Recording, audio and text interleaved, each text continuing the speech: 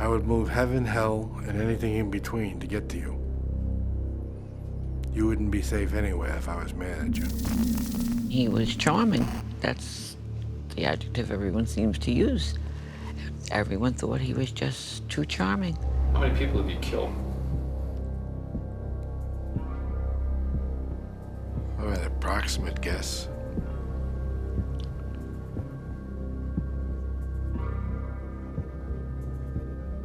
Approximate, we'll go with more than 100. Mr. Kuklinski, we're going to conduct a flat search here. Put your arms out. At 18, Barbara met Richard Kuklinski. They married and had 3 kids. She never knew her husband was the cold-blooded serial killer known as the Iceman. Do you think he was evil? Oh, he was evil. Oh, my God. Yes. You could almost smell it on him, Mike. Across America, women who share a terrible bond, the wives and daughters of serial killers. He was a doting father. I never saw that other side of him. He is the notorious happy-face killer, Keith Jesperson. And she is Rose, his ex-wife, who never suspected. It wasn't just one, it was more. And then the word serial comes into play. So he admits to 8, but how many really was there?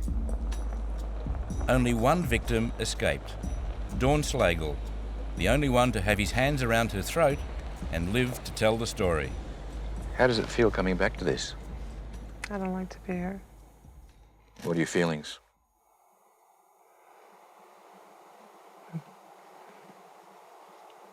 I don't know.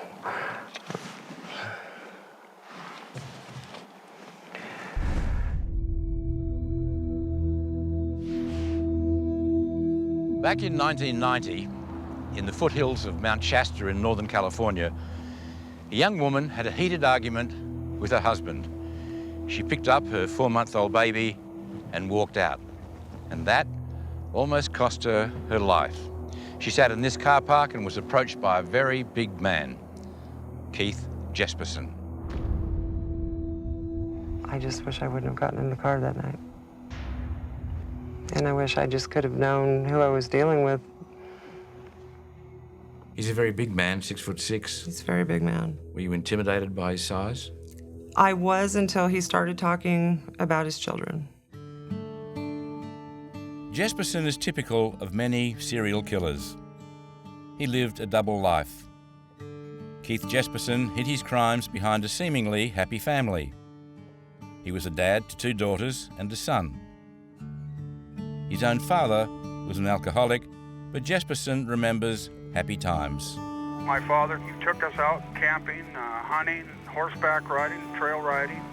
He gave us a good childhood, yeah. In 1975, when he was 20, he married 18-year-old Rose. They weren't always happy, but he was never violent to her. I never saw that other side of him. When he came home, his attention went to the children. His daughter Melissa remembers him as a playful dad. He would come home from a long-haul truck drive, and I would hear his truck pull up on the gravel, and we'd run up to the vehicle all excited because he'd been gone for a week, and he always had goodies for us. He had little tokens and souvenirs from his time on the road.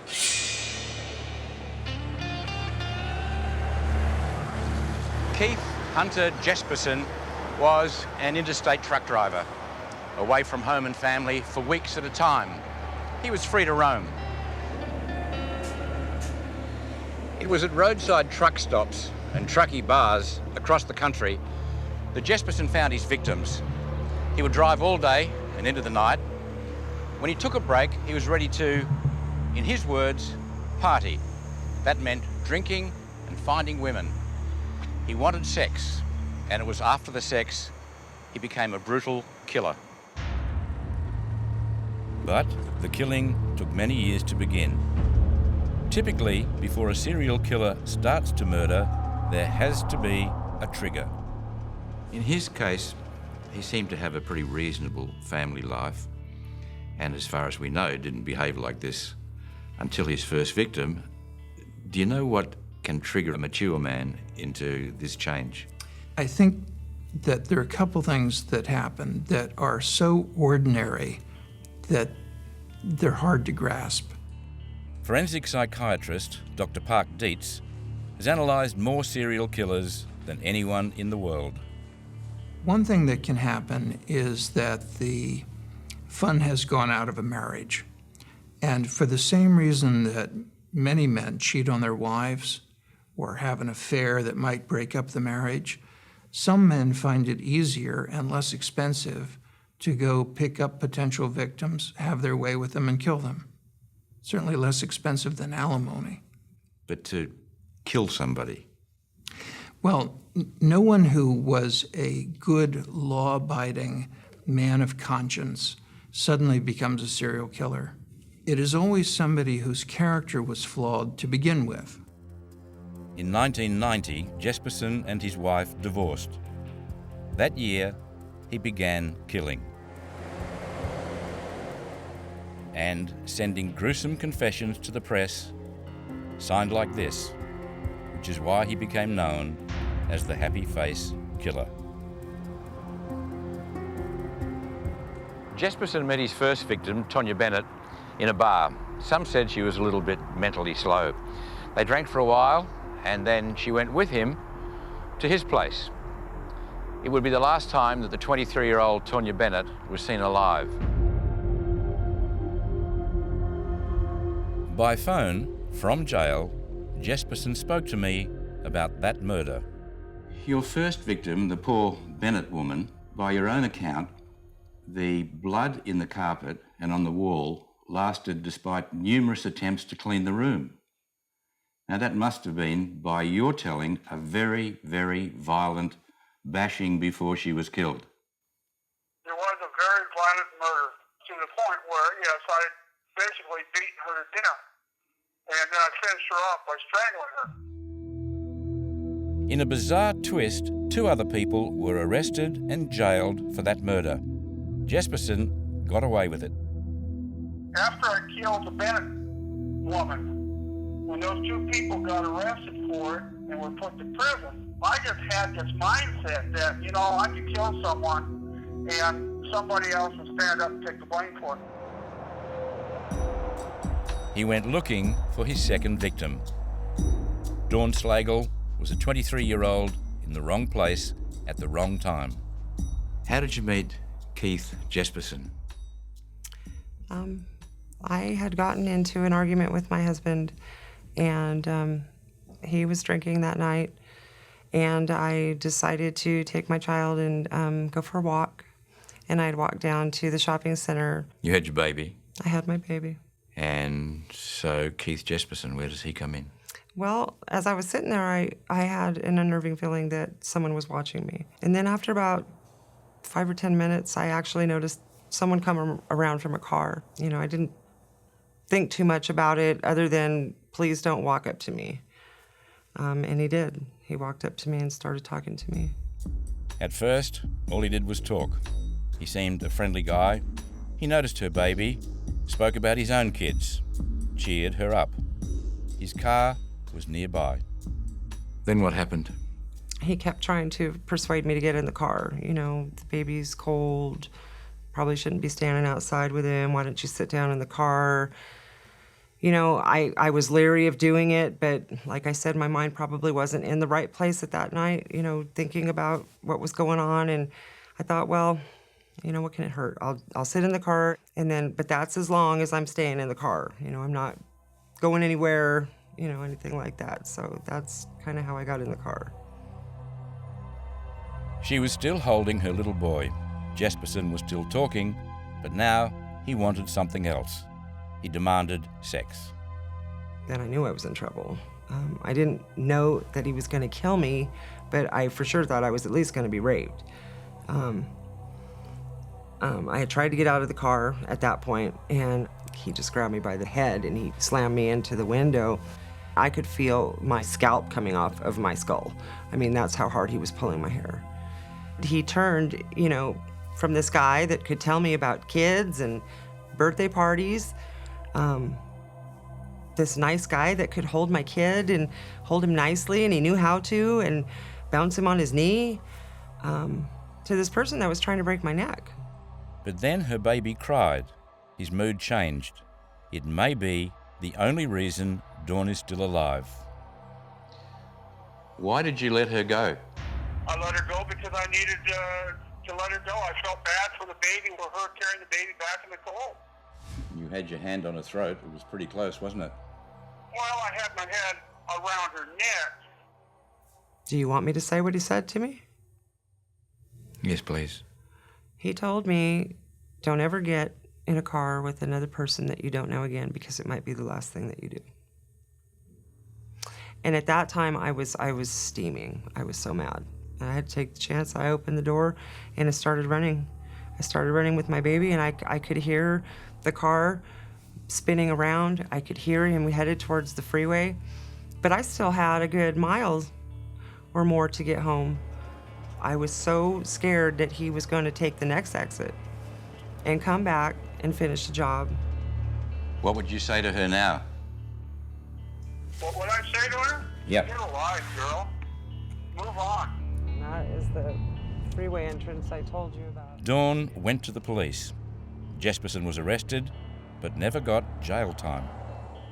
California didn't want to extradite him, to pay to extradite him, so they exonerated him of all charges. So the police had, at one time in their custody, a serial killer. Mm-hmm. What do you think about that?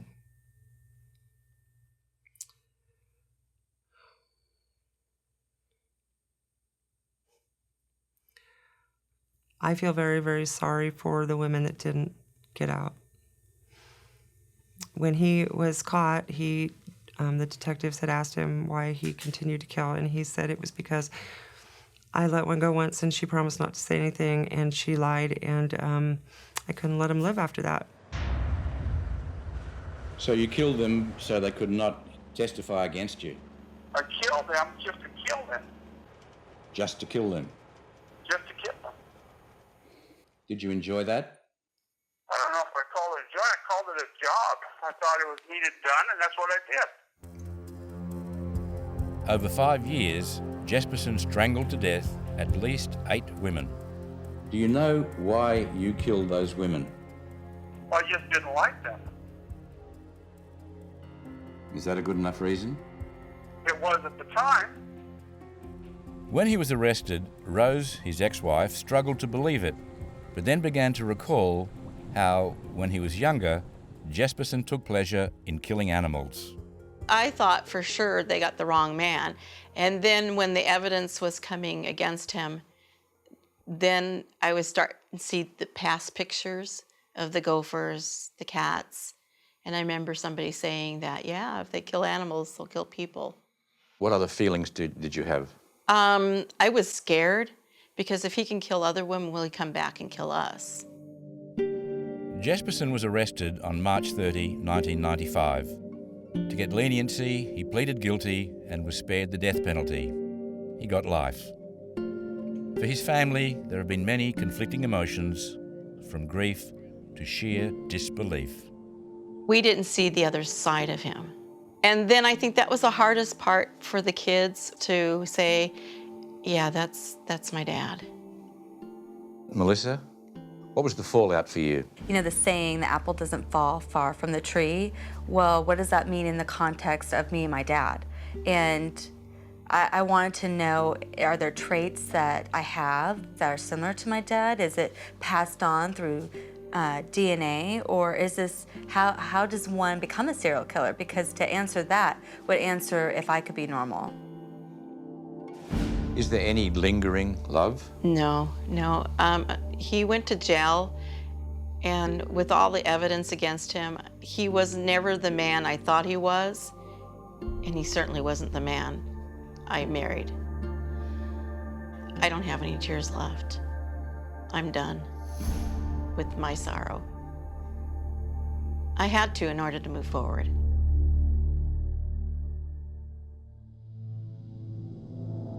When I was a young man, I found out that if you hurt somebody, they'll leave you alone. Good guys do finish last. For 38 years, Richard Kuklinski got away with murder in all its forms. The Iceman used guns, poison, explosives, his bare hands, even rats eating his victims alive. Yet to his friends and neighbours, Richard was a genial giant. How would you see Kuklinski around the dinner table? I think he would have dominated the conversation and exhibited enough charm to have everyone eating out of the palm of his hands. Life of the party. It was Kuklinski's charm that won the hand and heart of 18-year-old Barbara on their first date. We went for pizza, and he played Save the Last Dance for me on the jukebox, and then took me home, and it was lovely. Soon after, they married. Typical of some serial killers, Kuklinski had been bullied and picked on as a teenager. One day I just decided, well, I've had enough of this picking. And I went upstairs and I took a bar, which the clothes used to hang on in the closet. And I went back downstairs and there were like 6 young men. Then we went to war. To their surprise, I was no longer taking the beating. I was giving it. And that's when I learned that it was better to give than to receive. He got a reputation as a tough guy, killed a few men, the mafia heard, and soon he was doing murder for the mob. Debt collector by day, contract killer at any hour. Nobody suspected, and life was good. The Kuklinskis lived a seemingly happy and normal life here in this New Jersey neighbourhood. With the money he earned from the mob, which meant the proceeds from his murders, they were able to send their children to private schools and enjoy 5-star holidays. To the neighbours, they must have seemed a fairly okay family. It was only Barbara who would know the unbelievable, the unpredictable violence. I had miscarriages through beatings. I had 2 burst eardrums. I couldn't hear the doctors. I couldn't communicate. Oh, he was out with black eyes, usually. That's the clue. And there was nothing you could do because of your fear of him. There was no leaving him. There was no leaving him. It wasn't going to happen. He made that quite very clear to me on more than one occasion. And they say the Stockholm Syndrome. No way. It was not. I would have left him in a minute, wished him dead every day that I lived, played the game to stay alive, and for no other reason. I had 3 children that were my world, and my children did everything they could to keep me alive. He never laid a hand on my children, ever. But Kuklinski's own childhood was marked by beatings. I hated my father. If I could have, I probably would have killed him. Probably would have felt good about it, too. My father would beat me just if I looked at him. He gave me this impersonal feeling I have to when people die in front of me, especially loudmouth people. Loudmouth people remind me of my father. Once a loudmouth person starts with me, I love it. That's the only excuse I need. Did it ever cross your mind that he could be a killer? Not for a very long time. I thought he always did have a legitimate business. He had business cards, we had an accountant, he was registered in Hackensack. It was a legitimate business. When it came to murder, Kuklinski had only 2 rules. Is there anything you wouldn't do, Richard, for a contract murder? Yes. What wouldn't you do? I wouldn't kill a child. And most likely wouldn't kill a woman.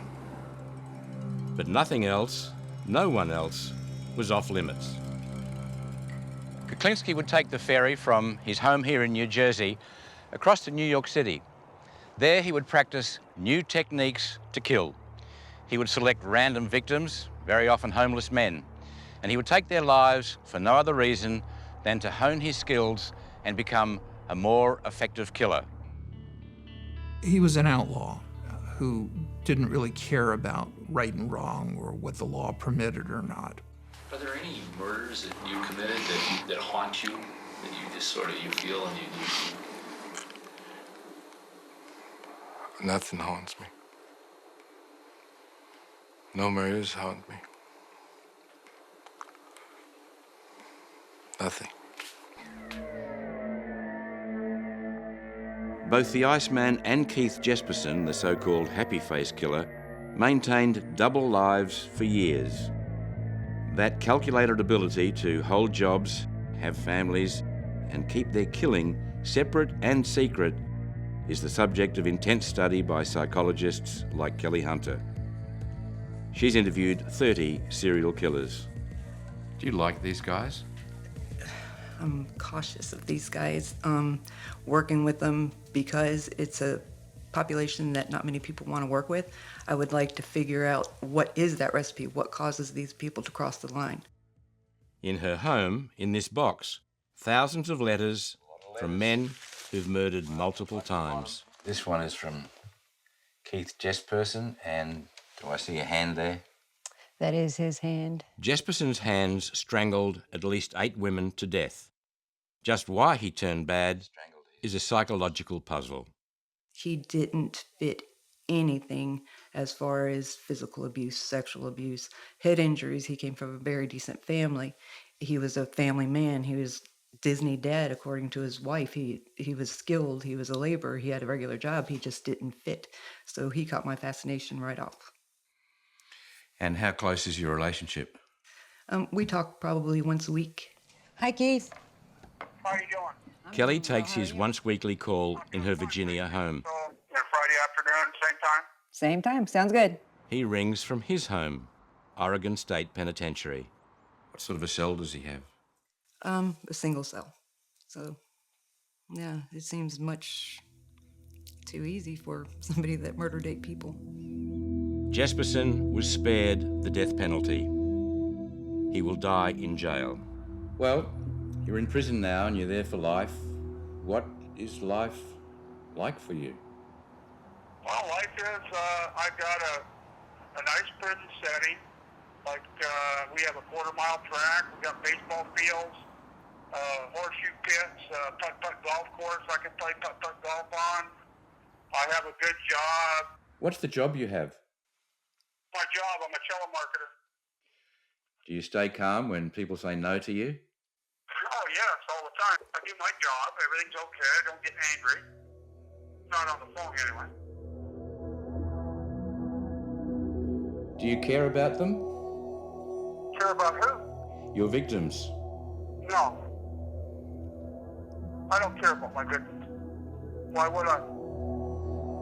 Only one of his victims escaped. Dawn Slagle was 23 when he approached her in this car park. He drove her to this bushland and attacked her. It's the first time she's been back here since that night. If you could identify one emotion coming up, what is it?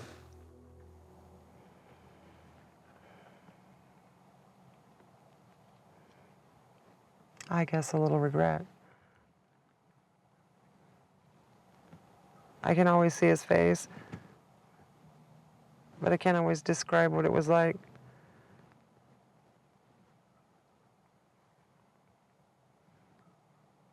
I'm just glad it turned out the way it did. And I wish it would have turned out that way for all of them.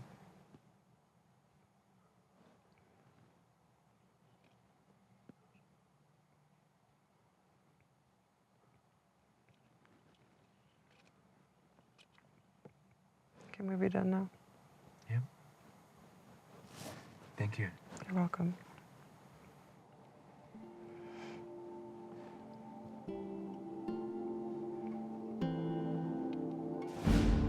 Richard Kuklinski died in custody of natural causes 7 years ago. Until the day he was arrested, Barbara had no idea her husband was a serial killer. After an FBI sting, the Iceman was caught on December 17, 1986. That came as such a shock that day. My son just kept pacing. Look what they're saying about my dad. Look what they're saying. That's not true. This is unwarranted, unnecessary. These guys watch too many movies. How have your children been affected by being the children? Not well. Not always well. And we never talk about him. We never talk about him. My daughters cried for his victims' families because they were fathers and sons and brothers and dads. And who made Richard the judge, jury, and executioner? You've been through a lot. Yeah. That's okay. I came through it. What do they say? If it doesn't kill you, it makes you stronger.